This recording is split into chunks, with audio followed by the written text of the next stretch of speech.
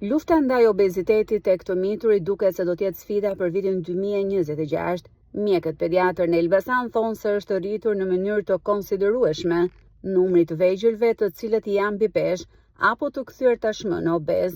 Mjeku Edmond Laho shprehet se problematika me obezitetin fillon që tek mënyra e ushqyerjes së nënës në Shtatzani. Mbi peshë është një kërcënim për të ardhmen, ndërsa obeziteti është smundje. Pra, populli akoma për shembull, dhe prindit e ri thonë që s'qeka domon pra, tjetër është i shëndosh, është mbi peshë ose në obezitet, dhe tjetër është i shëndetshëm që do thotë që mund të jetë pesha shumë normal dhe edhe fëmia ka zhvillimin e duhur gjitha.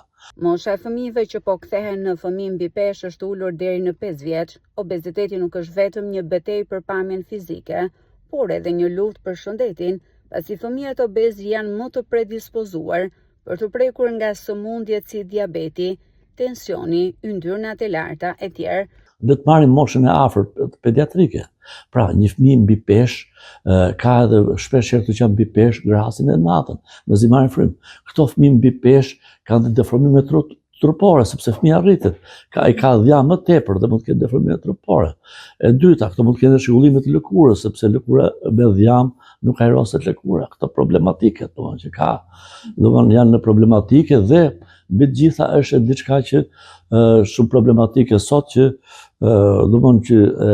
nga fëmijët që bëjnë para adoleshencës, me adoleshencë, bullizmi që themi ne që janë më të shprehura. Pra, dhe e dyta, këto fëmijë duke netur në vend, janë mbi peshë, vetë mbyllen, kupton? Sepse ai nuk merr pjesë në aktivitete sportive, këto gjëra. Mjekët pediatër i bëjnë thirrje prindërve që të tregohen më të kujdesshëm në përgatitjen e ushqimit për fëmijët, duke sugjeruar për zgjedhur një dietë me perime dhe fruta dhe eliminimin e ushqimeve të skuqura, ëmbëlsirave dhe fast foodeve.